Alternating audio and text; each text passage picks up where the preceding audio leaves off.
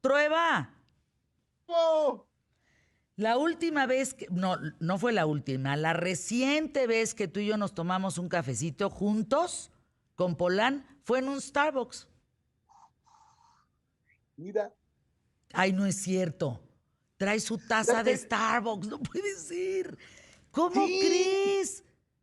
es que, mira, yo te voy a explicar las ventajas de las tazas de Starbucks. Eso nadie lo sabe, pero tienen una capacidad para que les entre café bruta. Me alcanza como para media hora. Y Sí. se pueden meter a nadar. Si son chiquitos, entran ahí a echarse unos clavados. Oye, a mí me encantan los vasos porque ahí me hago los licuados de proteína y conservan Ajá, lo frío. No, tienen unas cosas sí. padrísimas, pero bueno, qué Los chistoso que estés. termos. Los termos. Ay, La queremos. Pati se lleva a trabajar uno que es como torcido, así como un tornillo, Ajá. que tiene, y es como aceite tirado, ya ves, como tornasolado. Precioso, en rosa, morado, Ay, yo me voy morado, a traer mi termo fuego. Starbucks, porque este no es Starbucks. Y Es tengo, buenísimo. me voy a traer un termo Starbucks, verás, para echarme mi licuado aquí a las Nada 12 más del hay día. un problema, hay una queja. Yo nada más me sé dos preguntas. ¿Cómo le hacemos con la tercera? ¿Nos podemos poner de acuerdo ahí con una lana? Ay, qué adorado. ¿La tercera no te la sabes? No, sí me la sé la tercera. Pues si yo gorreo cafés ahí con singular alegría. Pero, ¿y la primera te la sabes, la bebida Starbucks favorita de otoño? Yo creo que debe de ser las No, no cosas vayas de a contestar, no vayas a calabaza. contestar, ¿eh? Las que... Ay, ya no dije nada. No, no. El que me haya oído se No, tapa nadie las oyó, orejas. nadie. Y la Nadie última oyó. leche de origen, no vayas a contestar, la última leche de origen vegetal que se agregó al menú Starbucks. Es que ahí no, ahí yo sé que son cuatro, te puedo decir cuáles son, pero no sé cuál es la última. Como yo tomo leche de vaca, porque pues, la verdad es Ay, que qué maravilla. tomar leche vegetariana me parece Déjame horroroso, no decirle me gustan, Starbucks saben muy que dulces. nada más por tener tu taza, le voy a hablar, verás. Le voy a. Órale, Es más, déjame escribirle ahorita mismo en lo que presentamos, así de volada, ¿eh? Vas a sí, ver. vamos a Fíjate, ver, Starbucks, espérame, Starbucks, aquí está, ahí te va. ahí me viene. Anel, muy buen día. Estamos al aire en el programa ¿Qué tal, Fernanda? Sí. Haciendo nuestra mención de Starbucks. Y el Ujú. maestro Trueba apareció con su taza de Starbucks y me dice que si le podemos dar a la Patty y a él su kit Starbucks. A ver si se puede. Me hubieras Ahí dicho que está, porque no se mandado. sabe la segunda. Bueno, vámonos ya. Historia de los Ya, informes de vámonos. gobierno. ¿Quién escribe los informes, Trueba? Hijo, algún pobre hombre lo escribe y varias personas los han trabajado de diferentes maneras, fíjate.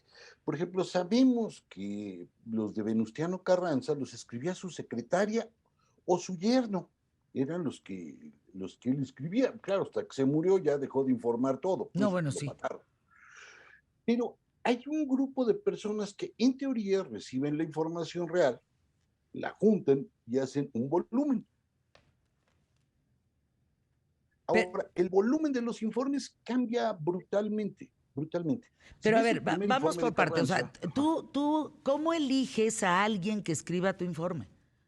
O sea, yo por te tu elegiría actitud, a ti, por ejemplo, ¿no?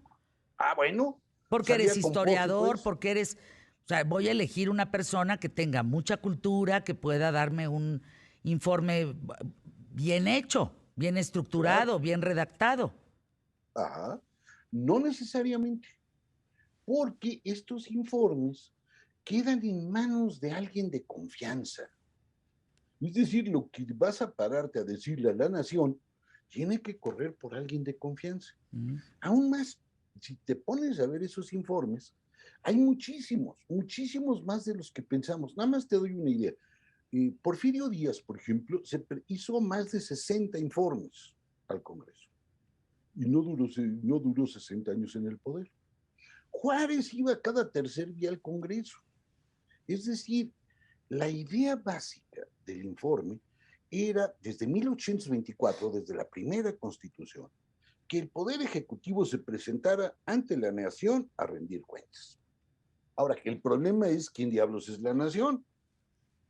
Como se pensó que esta era una república representativa, al momento en que tú eliges a tu diputado y a tu senador, Ellos te representan en la Cámara y delante de ellos se presenta el informe.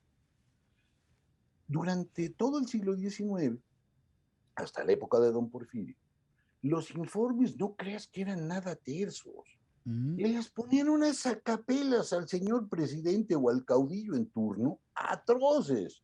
Lo interrumpían, le chiflaban, les mandaban saludar a la más vieja de su casa. Es decir, era una confrontación brutal, porque el Congreso era profundamente independiente. El que inventa el Día del Presidente, como el informe que es el mero día donde va a festejar el señor presidente, es don Porfirio. Don Porfirio descubre que por primera vez tiene un Congreso más o menos manso, o más o menos menso, como quieras, da más o menos lo mismo, y este Congreso está dispuesto a aplaudirle como foca. Entonces llegaba don Porfirio, leía los papeles que alguien escribía, seguramente no él, porque no era bueno para esto, dictaba mucho don Porfirio, sus memorias, por ejemplo, las dictó, y después de presentar el informe, se tenía que aguantar el pobre hombre, si es que las había, las interpelaciones de los diputados, que no todas eran favorables. Algunos le ponían los puntos en las sillas. Es decir, cuando el presidente es muy poderoso, demasiado poderoso, y es capaz de avasallar a los otros poderes de la Unión, se convierte en su pachanga, en su fiesta. Y es más, durante el periodo revolucionario no hay grandes informes. ¿Por qué razón? Porque, bueno, pues aquello estaba patas arriba, todavía no se creaba un partido dominante, me refiero por supuesto al PNR y al PRI y a todas sus advocaciones, y lo único que te llamaba la atención era cómo llegaba el presidente. Sin embargo, a partir de la época de Lázaro Cárdenas, que es el gran presidencialista, el informe tomó una serie de cualidades muy importantes. La primera, que es la más chistosa, hay un informe en todos los gobiernos que es el día que ganamos y luego vienen los que perdimos. Me explico.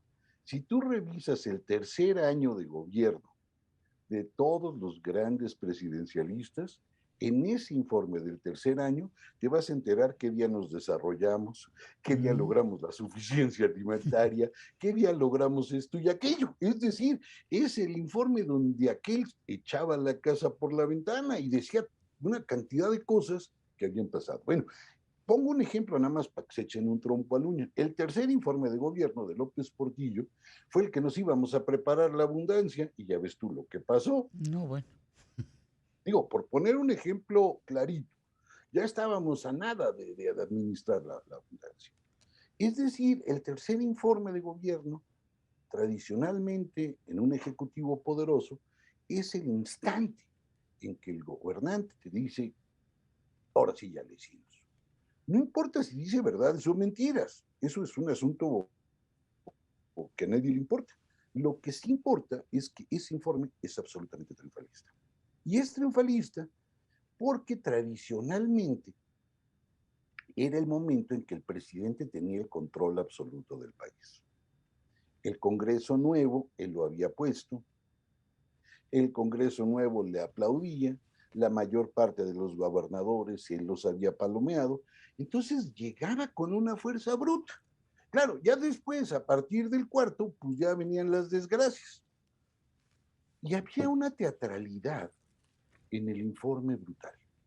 Y había incluso en esta teatralidad del informe momentos que valdría la pena recordar solo para darnos una idea de lo que significaba. En aquella época, el informe no era tan importante por las cifras y los datos que daba, sino lo que contaba eran los mensajes. Por una razón, como nadie le creía las cifras, lo que se trataba era desentrañar qué diablos había querido decir el Todopoderoso en ese mensaje. Y entonces, por ejemplo, lo que valía era el mensaje político y quién le contestaba y cómo le contestaba. Ahí estaban las señas del futuro. Deja Continuamos, querido José Luis Trueba Lara. Hay muchos datos en torno a, digamos, el significado, la historia de los informes de gobierno. Por ejemplo, decían, Lázaro Cárdenas fue el primer presidente que hizo masivo el informe de gobierno. ¿Qué hay de los escritores fantasmas, de los famosos ghost writers? ¿Ganan bien? ¿No ganan bien? Normalmente, por ejemplo, recuerdo a la periodista Margaret Ellen Noonan, que era quien le escribía, la famosa Peggy, que le escribía a Ronald Reagan sus discursos. O Charlie Fern, esta periodista británica que le escribía a George W. Bush. O sea, a veces echan mano de periodistas también para el tema. Fíjate que sí, aquí en México tenemos una muy buena tradición de ese tipo de cosas, sobre todo del periodo que va de Cárdenas hasta Felipe Calderón. Evidentemente, un presidente pues no sabe de todo. Digo, no pueden ser expertos en todo, no. Y entonces juntan ellos un equipo, déjame llamarle de discurseros, de estos escritores fantasma, y cada uno de ellos es experto en un tema.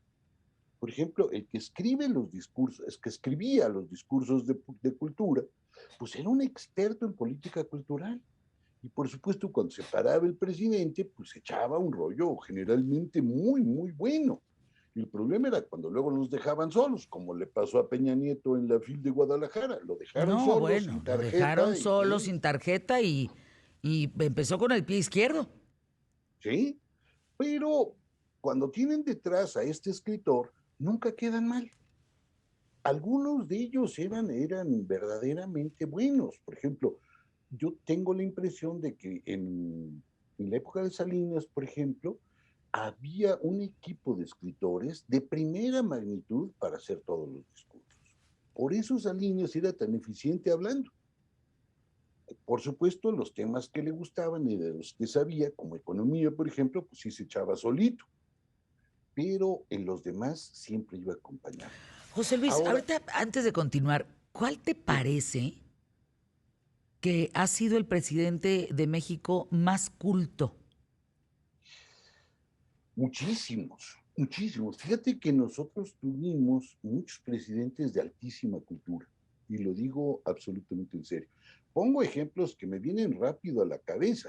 Miguel de la Madrid, por ejemplo, su libro de teoría del derecho es un libro fundamental que escribió siendo profe de la UNAM. Y fue un libro de texto Pero él, importantísimo. yo creo que ha sido de los presidentes más cultos. Sí, muy culto. El propio Salinas Salinas también, era un hombre era un hombre con cultura. Cedillo puede brillantísimo. ser también.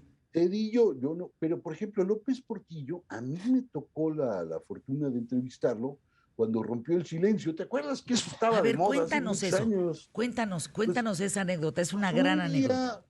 un día López Portillo decide romper el silencio. Antes los presidentes tenían la obligación de, terminando el mandato, se quedaban callados para siempre. Y López Portillo quebró esa norma y decidió hablar. Y invitó a varios periodistas a platicar con él sobre el asunto. Y a mí me invitó a ser uno de ellos. Y en esa ocasión me recibió ahí en la biblioteca de la Colina del Perro. Digo, no debe de tener un nombre, pero así la conocemos todos, pues no importa, no lo digo como insulto, así la conocemos y así se le quedó. La biblioteca era preciosa, era un círculo maravilloso y tenía una cantidad de libros perfectamente bien escogidos. Era una biblioteca muy... Y lo oías hablar a López Portillo. Y en verdad era Sí. una delicia oírlo. Yo me acuerdo cuando le pregunté sobre la tragedia del Ixtoc, este gran incendio petrolero que hubo en su época. Y él recordó y lo dijo con una frase que me encantó. Dijo, y el espejo negro de Tezcatlipoca. Tómala, Bolas. Barbón. No, es una... Es un, Tómala, bolas. Es una descripción de alto vuelo. genial. Cuando le pregunté lo de la defendida del peso como perro, la respuesta que me dio, cierta o no, no estamos juzgando verdades, estamos juzgando oratoria y cultura. fue maravillosa. Dice, ese día los mexicanos no me entendieron. Y no me entendieron porque no se dieron cuenta que yo iba a defender al peso como un perro, pero me hacía falta una manada de mexicanos que me siguieran. Mm. Podemos estar en contra. Es una afirmación muy discutible, pero la argumentación es maravillosa. El tipo era un hechizador, era un Sí. gran orador. Tú lo oías y sí te embelezaba. Mira, es más, te voy a confesar una cosa que me da mucha pena. La primera vez que voté, yo voté por López Portillo. Man. Y te voy a decir por qué. Yo sé que da pena, pero ya no lo vuelvo a hacer. Bueno, ya no se puede volver a hacer. Pero te No, acordarás, ¿cómo man. no? Pues, Votar por López Portillo, pues nada más con cuija. no, queda claro, pero luego ya ves que hay representantes. Ah, sí, claro. Pero en este caso, yo me acuerdo que tú lo recuerdas absolutamente bien, cuando nombraban al candidato, llegaba Sabludovsky y les hacía una entrevista de fondo. Ujú. Era el ritual después de la cargada. Y en esa entrevista yo le estaba oyendo y le pregunta a Sabludovsky a López Portillo, y usted, señor candidato, ¿qué está leyendo? Y volteé a López Portillo y le dice, estoy terminando el cuarteto de Alejandría de Lawrence Durrell. Y se aventó una crítica del cuarteto de Alejandría que yo fui y voté por él. Han pasado 40 años y no me ha alcanzado el tiempo para arrepentirme, pero quiero que quede claro que yo voté por razones literarias. O sea, no. Es Acepto que críticas, pero era una joya. En ese era una sentido, joya. culturalmente era una joya. Sí, era una joya. Ahora, esto no implica que los presidentes a la hora de los informes no se aloquen. Mira, hay algunos momentos de locura que son francamente memorables. A mí, mi momento preferido de chifladez en un informe lo hizo Pascual Ortiz Rubio. El 1 de septiembre de 1930, esto te juro que es cierto, Ujú. en su informe de gobierno propuso que Santa Claus fuera desterrado del país. Es en ¿La verdad? serio. Es neta, mira, por esta, si no, acá traigo otra. O sea, Es ¿para neta. darle lugar a los Reyes Magos o nomás por No, no, desterrarlo? ¿Cómo? no, pues es que era una cosa de influencia extranjera maligna. Entonces, los Reyes Magos sí se quedaban el 6 de enero, pero el día 24 de diciembre en la noche iba a llegar Quetzalcóatl. Es neta, ¿eh? Aunque no lo creas, hubo babosos que le hicieron caso. Hay anuncios en aquella época en la prensa donde en vez de que llegue el panzón simpático, llega la serpiente emplumada cargada de regalos. Es decir, la chifladura es notoria desde hace muchos años. Ojalá y fueran cosas recientes. No, hay experiencia. Incluso algunos informes eran desafíos a la vejiga. ¿Cómo? Pues mira, tú te paras ahí en el Congreso y te pones a hablar. Si duras media hora, pues como sea, no te dan ganas de hacer pipí. No, pero que duran 3, 4 horas. Mira, yo pensaba que el récord mundial lo tenía Echeverría, que era bueno para los discursos y era largo. Pero no, Echeverría resultó ser un niño de teta. Abelardo L. Rodríguez, en 1933, nada más leyó la introducción a su informe y se tardó 7 horas y media. No, ¿qué es eso? No. Pensábamos que López Obrador era colgado. Pero, No, ¿qué no, es no, no, eso? no, no, no, no, López Obrador es telegráfico junto a este. No. Pero Telegráfico. imagínate, telegráfico, imagínate la 7 horas vejiga y del. media, ¿en serio la introducción? Sí, y ya después ya no No. leyó lo demás porque todos estaban noqueados, yo me imagino. Digo, no estuve ese día yo en el Congreso, pero Lo que es eso bien te gacho da es que él esa es debió una de haber llevado pañal y no avisó. ¿No? Eso es ándale, lo que es bien gacho. o abajo de la tribuna le pusieron un vasito. No me vayas a preguntar qué pasó ahí, ¿no? Pero, y quien ganó el mayor récord, así de me van a saludar y me van a dar mi apapacho y mi día del presidente, el que más ganó, sí, fue Echeverría. Formó a 3,000 pelagatos de distintas índoles y calañas Ujú. para saludarlos. Es de locos. Yo me acuerdo de José Luis Cuevas, que no te daba la mano porque se la apachurraban y no podía pintar. Imagínate, Echeverría ha de haber quedado como aguacate de tianguis. Te mando un abrazo, mi querido José Luis Trueba. Es un deleite estar contigo, acompañarnos en este micrófono, saberte aquí en ¿Qué tal, Fernanda? Y bueno, próxima semana. Oye, ¿no sabes qué éxito tuvo lo de los poemas pelados, eh? No, no, no, no, no, no, no. Ya quedó como uno de los mejores programas de ¿Qué tal, Fernanda? Así lo puso la gente. Ah, sí, de Sí, plano. sí, sí, sí. Así. Pues, les voy a hacer uno más raro para que se apantallen. No, vas a ver, yo todavía tengo tretas en el sombrero. Danos tus datos, por favor. ¿Dónde podemos escribirte, estar cerca de ti?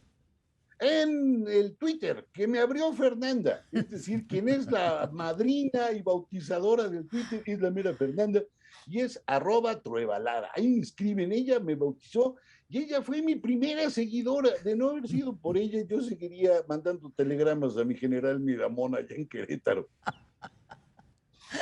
Te mando un abrazo. Un Anuncios besote. QTF. Híjole, qué bueno.